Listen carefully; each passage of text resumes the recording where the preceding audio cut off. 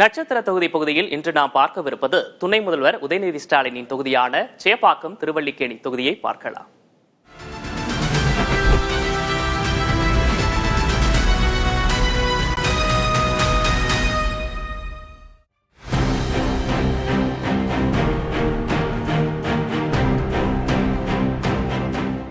சென்னை சேப்பாக்கம் என்றதும் நினைவுக்கு வருவது தமிழ்நாட்டின் முன்னாள் முதல்வரும் திமுக தலைவருமான கருணாநிதிதான்.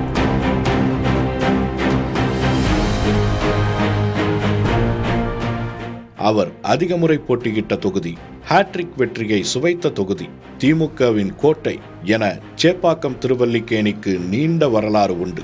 2011ஆம் ஆண்டுக்கு முன்பு வரை சேப்பாக்கமும் திருவல்லிக்கேணியும் தனித்தனி தொகுதிகளாக இருந்தன.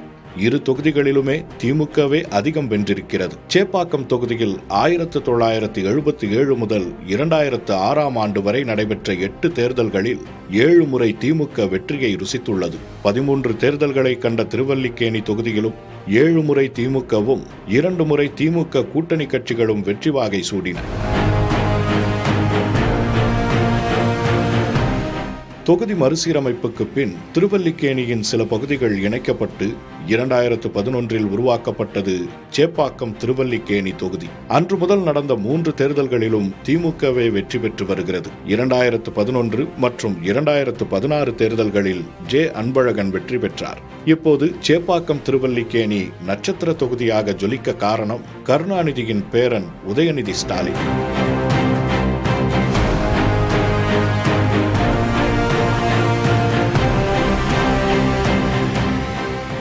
2018ஆம் ஆண்டு முதல் தீவிர அரசியலில் இறங்கிய உதயநிதி ஸ்டாலின் 2021இல் முதல் முறையாக தேர்தலில் களமிறங்கியது சேப்பாக்கம் திருவல்லிக்கேணி தொகுதியில்தான்.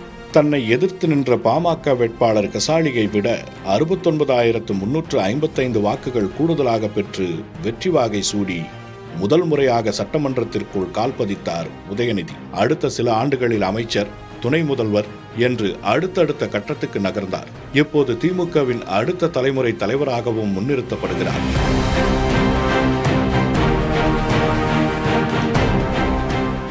அரசு ஊழியர்கள் அதிகம் உள்ள தொகுதி என கூறப்படும் சேப்பாக்கம் திருவல்லிக்கேணியில் வாக்காளர் பட்டியல் சிறப்பு தீவிர திருத்தத்திற்கு பின் 1,63,866 வாக்காளர்கள் உள்ளனர். தொகுதி மாணவர்களுக்கு சுமார் 4,5 கோடியில் கல்வி உதவித்தொகை, 4,5 கோடி மதிப்பீட்டில் அம்பேத்கர் திருமண மாளிகை, சுமார் 10 கோடி ரூபாயில் சமுதாய நலக்கூடம், கழிவுநீர் உந்து நிலையம், பேருந்து நிழற்குடை, மீன் அங்காடி போன்ற திட்டங்களை நிறைவேற்றியிருக்கிறார் உதயநிதி. ஆனாலும் தமிழ்நாடு நகர்ப்புற வாரிய குடியிருப்புகள் வேண்டும், மழைக்காலங்களில் வெள்ளம் தேங்குவதை தடுக்க நிரந்தர தீர்வு வேண்டும் என்பன உள்ளிட்ட கோரிக்கைகளையும் முன்வைக்கின்றனர் அத்தொகுதி மக்கள்.